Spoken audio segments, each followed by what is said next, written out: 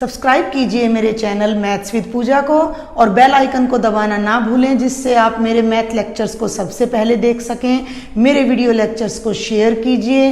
Thank you. Welcome students, हम कर रहे हैं आजकल चैप्टर 5 और उसमें हम कर रहे हैं प्रीवियस ईयर के क्वेश्चन पेपर्स में आने वाले क्वेश्चन।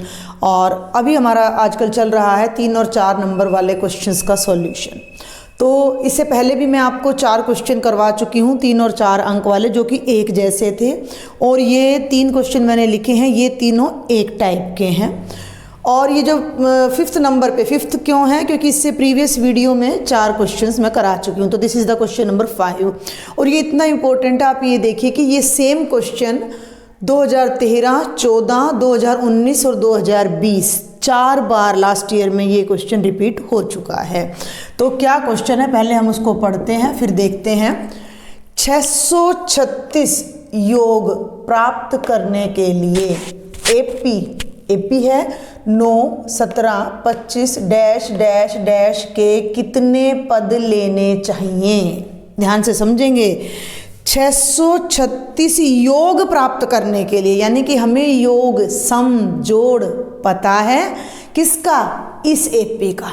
हमें एक एपी दे रखी है 9, 17, 25 मीन्स 8 के डिफरेंस पे, और उस एपी के कुछ पदों का हमें जोड़ दे रखा है। कुछ पदों का, वो कुछ पद कितने हैं, वो 10 हैं, 12 हैं, 13 हैं, 20 हैं, 25 हैं, उनकी संख्या हमें नहीं पता। तो हमें ये पता लगाना है कि 636 योग प्राप्त करने के लिए इस एपी के कितने पद लेने चाहिए, ये हमारा क्वेश्चन है।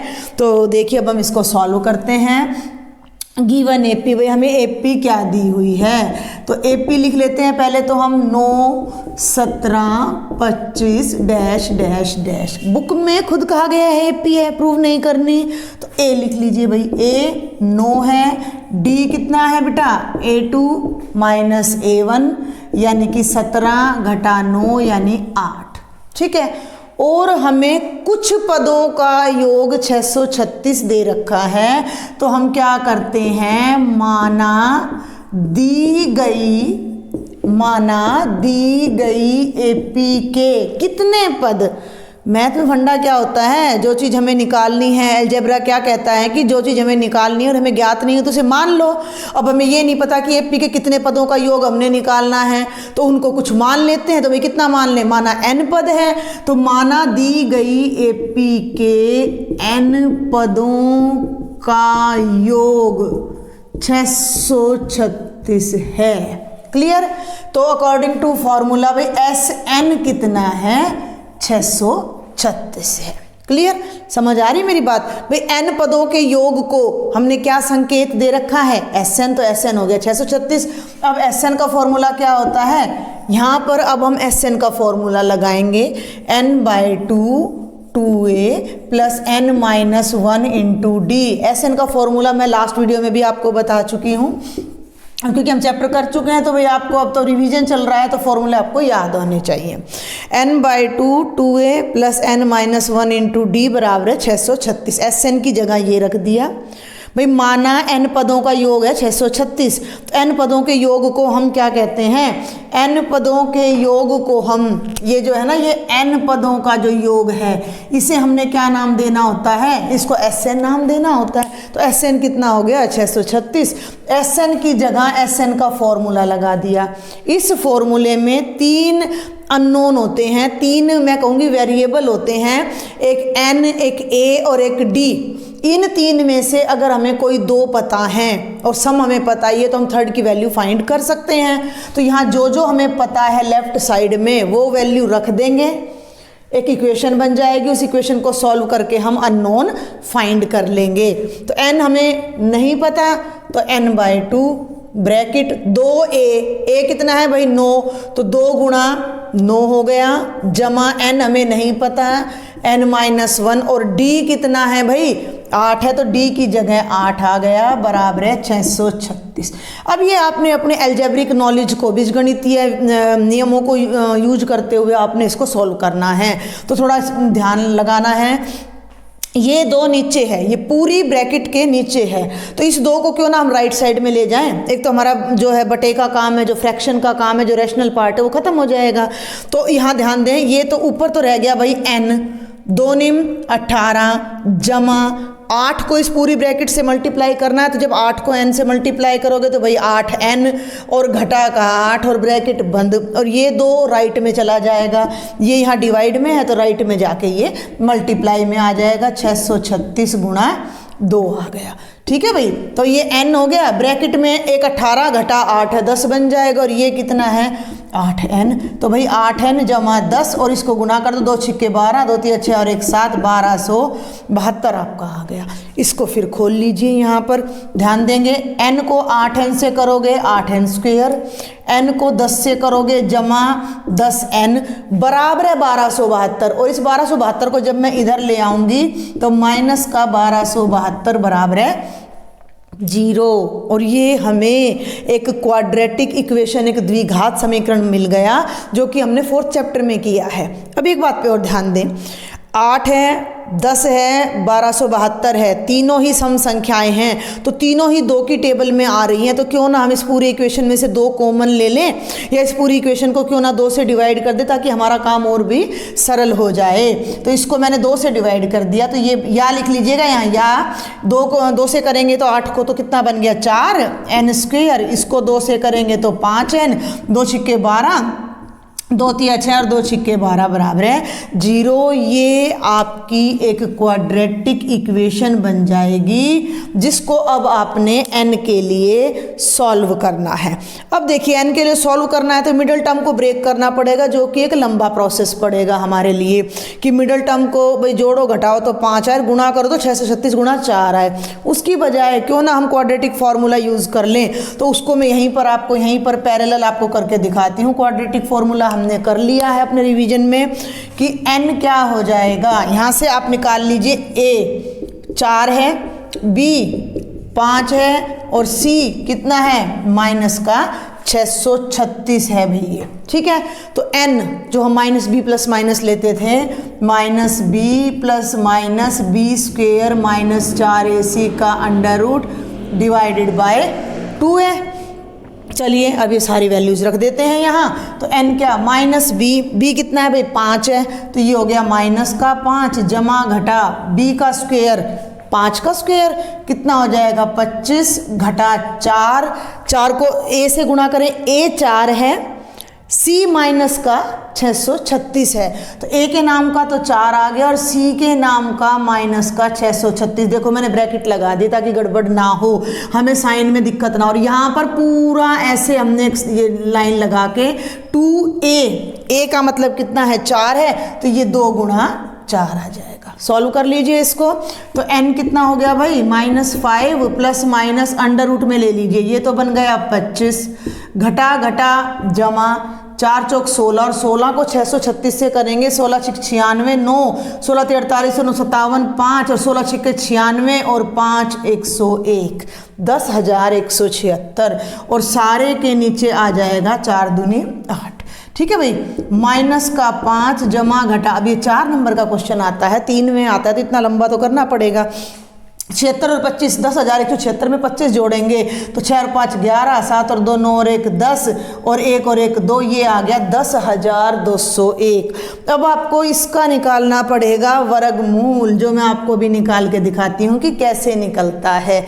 या तो आपने करने हैं इसके अभाज्य गुणनखंड, अदरवाइज अपना ये लॉन्ग डिवीजन मेथड होता है, अंडर रूट का 2 टर्म्स यहाँ से 2 यहाँ से हमने ली, क्योंकि ये ना किसी पे भी नहीं जाएगा, 101 पे जाएगा सीधा, तो आपको दिक्कत होगी। अब हम इसके प्राइम फैक्टराइजेशन या अभाज्य गुणनखंड भी नहीं कर सकते, तो 1 एकम 1 ऐसे करते हैं। हम इस 1 को डबल करके यहाँ उतारा 2 और ऊपर से ये 0 2 उतार लिया, यानी 2 बन गया। अब 2 की टेबल में यहाँ ऐसा कोई डिजिट लगानी है, मान लो 1 लगाया तो ये 21 बन गया, और उसको 1 से गुणा करना है, तो 21 एकम 21 तो यहाँ है ही नहीं, तो ना जाने की 0, और ऊपर से ये पेयर 0 1 का, पहले तो ये वाला पेयर उतारा फिर ये वाला पेयर उतारा, ये बन गया 201।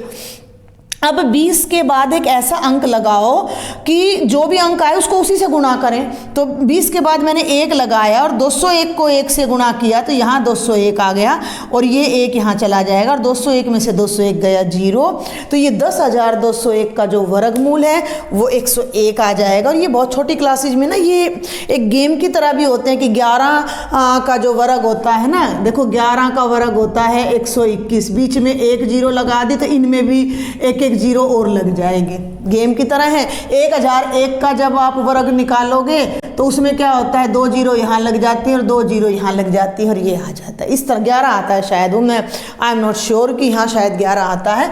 तो ये एक टेक्निक आती है अपनी 8th क्लास में, 8th क्लास में। तो यहाँ अब हम फटाफट देखते हैं भाई, -5 जमा घटा 101/8। अब आपने ध्यान देना है कि ये एक्सप्रेशन आपको 2 आंसर देगा, एक पॉजिटिव एक नेगेटिव। लेकिन हम कह रहे हैं कि n पदों का योग 636 और जो पद होते हैं वो पॉजिटिव होते हैं। पोजीशन, पद माने पोजीशन, पहले नंबर पे, दूसरे नंबर पे, तीसरे नंबर पे, चौथे नंबर पे। तो वो n की वैल्यू कभी भी नेगेटिव नहीं होती। n एक नेचुरल नंबर है। तो -5 -101/8 जो भी आंसर आया आप लिख देना। This is not possible. क्यों? ये संभव नहीं है। क्यों नहीं है? क्योंकि n पॉजिटिव होता है। और दूसरा आंसर आपका आएगा -5 जमा का 101/8। 101 में से 5 गए 96 और बेटा जी 96 को जब 8 से भाग करोगे तो 12 आ जाएगा। तो n की वैल्यू आ गई 12। तो आप लिखेंगे AP के प्रथम 12 पदों का योग कितना है? 636 है। AP के प्रथम 12 पदों का योग 636 है। तो ये बड़ा डिफरेंट सा क्वेश्चन था थोड़ा कि कितने पद लेने चाहिए। तो इस पूरे क्वेश्चन पर मैंने टाइम लगाया है। आगे वाले में आपको थोड़ा शॉर्ट में बताऊंगी कि माना AP के n पदों का योग 636 है। SN लिया हमने, SN का फॉर्मूला लगाया, A की वैल्यू रखी, D की वैल्यू रखी, क्रॉस मल्टीप्लाई किया, यहाँ मल्टीप्लाई किया, हमें क्वाड्रेटिक इक्वेशन मिल गई और जिसे हमने 4th चैप्टर की हेल्प से सॉल्व किया। इसको सॉल्व करने पर हमें n की 2 वैल्यूज़ मिल रही हैं, one is positive and other is negative. तो हमने ये ध्यान रखना है कि हमने नेगेटिव वैल्यू नहीं लेनी है। क्यों नहीं लेनी है? क्योंकि नेगेटिव वैल्यू n की होती ही नहीं है। हम टर्म्स की बात कर रहे हैं और टर्म्स की जो पोजीशन है वो नेगेटिव नहीं होती है। टर्म्स नेगेटिव हो सकती हैं, टर्म्स फ्रैक्शन में भी हो सकती है, मेरी बात को पकड़िएगा।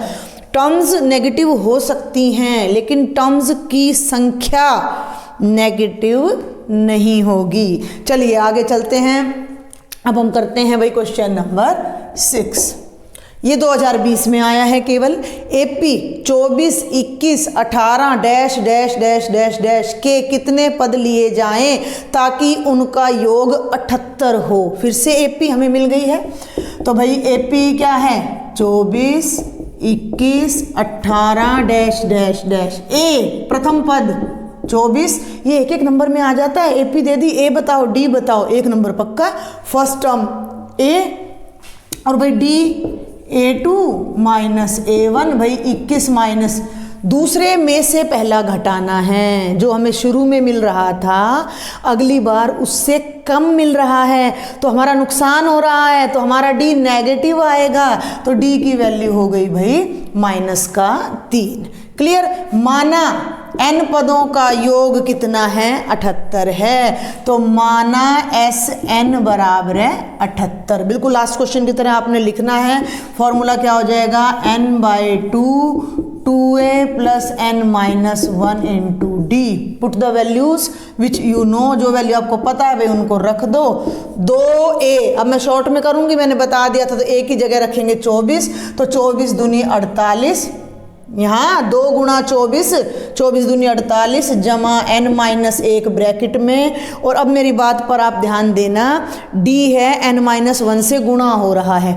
n-1 को मैंने ब्रैकेट में लिखा है और D नेगेटिव है तो यहाँ -3 नहीं लगाना, ब्रैकेट में -3 लगाना है। ब्रैकेट का मतलब भाई ये ब्रैकेट इस ब्रैकेट से मल्टीप्लाई हो रही है एंड क्लोज द ब्रैकेट। तो ये बन गया 78। इस 2 को राइट साइड में ले जाओ, n बाहर रह गया 48। ध्यान देंगे ये जमा और ये घटा, घटा 3 को n से करोगे घटा 3n, जमा घटा घटा 2 बार घटा है तो जमा 3 एकम 3, और ये जो 2 है ना ये राइट में चला जाएगा और ये बन जाएगा 78 गुणा 2।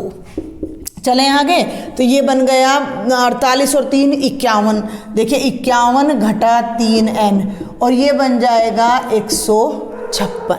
ठीक है भाई, चलिए 51n और इसको करेंगे -3n² बराबर है 156। सारी टर्म को राइट में ले जाइए तो ये क्या बन जाएगा 0 बराबर है, ये नेगेटिव है ना, इसको राइट में ले गए तो प्लस का हो गया भाई 3n², 51 प्लस का था राइट में ले गए तो -51n और जमा का 156 बराबर है 0।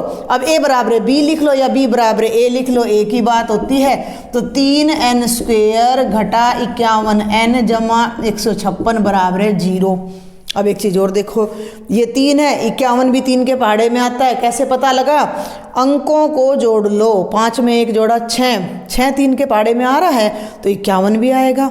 156 आता है, चेक करते हैं, 5 और 1 6, 6 और 6 12, अंकों का योग 12 आ रहा है तो 156 भी 3 से भाग होगा। तो इस पूरी इक्वेशन को 3 से भाग कर दो, n², 17 51, 3 5 15, 3 दूनी 6 बराबर है 0, n² -17n जमा 52 बराबर है 0, और इसके फैक्टर बहुत इजीली हो जाएंगे। n² -17n जमा 52, मिडल टर्म को तोड़ना है, ऐसे तोड़ना है कि जोड़ो या घटाओ तो 17 आए और मल्टीप्लाई करो तो 52 एकम 52 आए, 13 चौकू 52, 13 चौकू 52, तो 13 जमा 4 होता है 17 और 13 गुणा 4 होता है 52। तो इसके दोनों टुकड़े मैंने कर दिए, -13n -4n + 52 = 0। इन दोनों में से n कॉमन लेंगे, n -13, इन दोनों में से 4 कॉमन लेंगे, n -13 बराबर है 0। दोनों में से n -13 और n -4 बराबर है 0। अब ध्यान देंगे, एक बड़ा मज़ेदार आंसर आएगा, n -13 बराबर है 0 या n -4 बराबर है 0। पिछले क्वेश्चन में हमारा एक आंसर नेगेटिव था, एक आंसर पॉजिटिव था। नेगेटिव आंसर को हमने रिजेक्ट कर दिया क्योंकि टर्म्स की जो संख्या है वो नेगेटिव नहीं होती, बट यहाँ तो भाई दोनों ही पॉजिटिव आ रहे हैं, n की वैल्यू 13 आ रही है और n की वैल्यू 4 आ रही है। तो क्या हमारे 2 आंसर हो सकते हैं? बिल्कुल हो सकते हैं। कैसे हो सकते हैं? देखिए, ये जो AP है ये घटती जा रही है। इधर बताती हूँ मैं आपको कि ये जो AP है बेटा ये घटती जा रही है, घटती जा रही है तो इसकी टर्म्स कहीं ना कहीं नेगेटिव भी होंगी। तो 24 21 हम एक एक्सपेरिमेंट करते हैं, 18 15 12 9 6 3 0 -3 -6 -9। अब ये क्या कहता है कि n की एक वैल्यू 13 है और एक वैल्यू 4 है। 4 वैल्यूज़ ले लो, n पहली, दूसरी, तीसरी, चौथी, इन चारों टर्म्स को आप जोड़ो 78 आएगा। इन चारों को जोड़ो 78 आएगा। 20 और 20 40, 10 50 और 10 60 और 5 65 और 8 73 और 1 74 और 4 78 आ गया।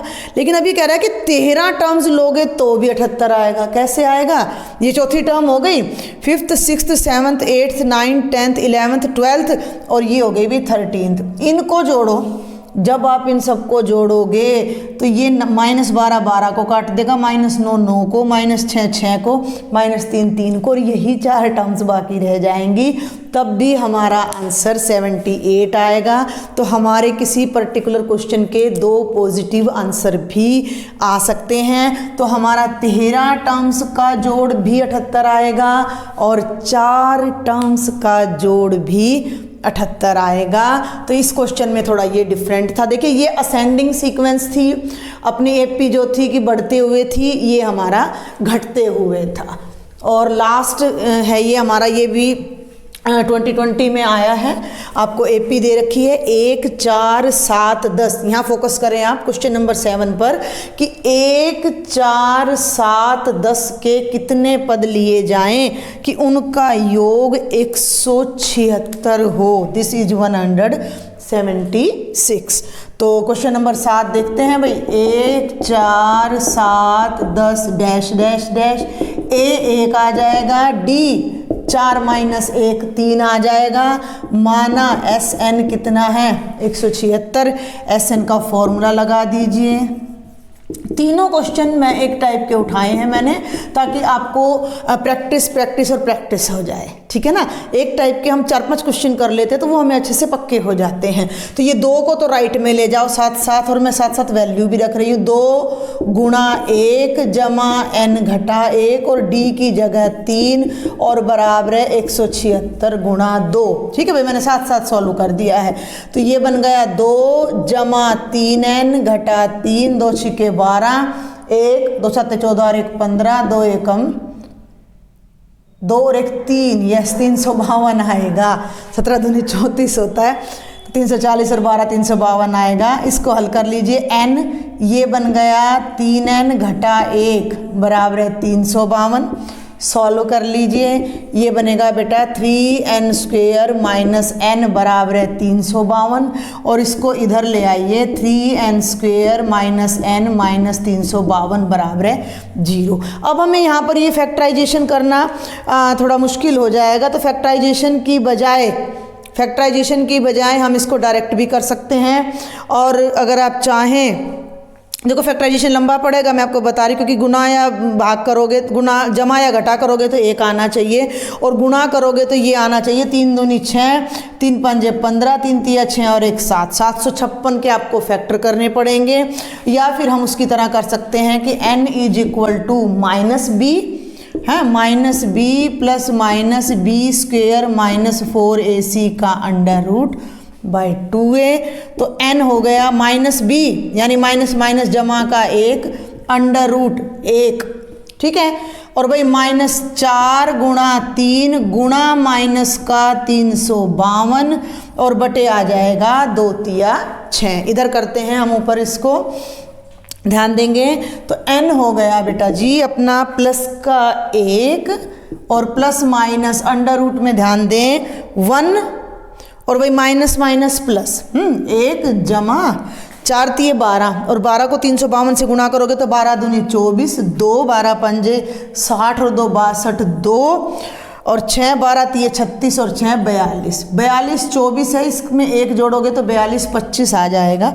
नीचे है आपका 6, तो n आ जाएगा 1 जमा घटा 4225 का वर्गमूल बटे 6 और 4225 का वर्गमूल 65 होगा। आप करके भी देख सकते हो, ठीक है भाई। 2 पेयर यहाँ से लिए, 2 टर्म यहाँ से ली, 2 यहाँ से ली। 42 को ऐसे चलाना है कि वही टर्म यहाँ हो, वही टर्म यहाँ हो, दोनों को मल्टीप्लाई करो तो 42 से कम आए तो 6 6 36, 12 में से 6 गए 6, ऊपर से तारा 25, 6 दूनी 12 और 125 को जब आप 5 से गुणा करोगे तो ये 625 ही आएगा। तो आपका जो √ होगा वो 65 हो जाएगा। आपको √ आना चाहिए अगर आप ये मेथड लगा रहे हो, और नहीं तो फिर आपको यहाँ पर 756 के प्राइम फैक्टर करने हैं। ये सारा मैं आपको 4th चैप्टर में बता चुकी हूँ कि कैसे हम फैक्टराइजेशन करते हैं। तो 1 जमा घटा 4225 का √ आएगा बेटा जी 65 बटे 6। फिर वही बात आ जाएगी, एक बार n की वैल्यू आएगी 1 जमा 65 बटे 6 और एक वैल्यू आएगी 1 घटा 65 बटे 6। ये वाली वैल्यू आप लिख देना, संभव नहीं है क्योंकि n जो है वो क्या होता है, धनात्मक होता है। क्लियर? नेगेटिव आएगी भाई, 1 में से 65 गया तो माइनस का 64 आएगा, तो नेगेटिव टर्म आएगी, वो हम कैंसिल कर देंगे। तो ये हो गया बेटा जी 66 बटे 65 और 1 66 बटे 6 और 66 को 6 से करोगे तो 11 आएगा। तो हम लिख सकते हैं कि एपी के 11 पदों का योग 176 है। और ये आपका बहुत इंपॉर्टेंट क्वेश्चन है 3 और 4 अंक के हिसाब से। इस बार जो आपकी एपी है वो 7 नंबर की आ रही है। मार्च 2021 में एपी में से 7 नंबर का आएगा, तो एक 4 नंबर का आने की बिल्कुल पूरी आपकी संभावना है। अगर इन तीनों क्वेश्चन में आपको कोई भी डाउट है, कोई कॉन्सेप्ट क्लियर नहीं हो रहा, तो आप मुझे कमेंट बॉक्स में लिखें, और इस तरह के क्वेश्चन आपकी एक्सरसाइज में हैं उन्हें और ट्राई करें। और अगर आपको मेरे वीडियो लेक्चर पसंद आ रहे हैं, अच्छे लग रहे हैं, तो आप मुझे कमेंट बॉक्स में ज़रूर बताएं। इन्हें मैक्सिमम शेयर करें और मेरे चैनल को सब्सक्राइब करें। Thank you.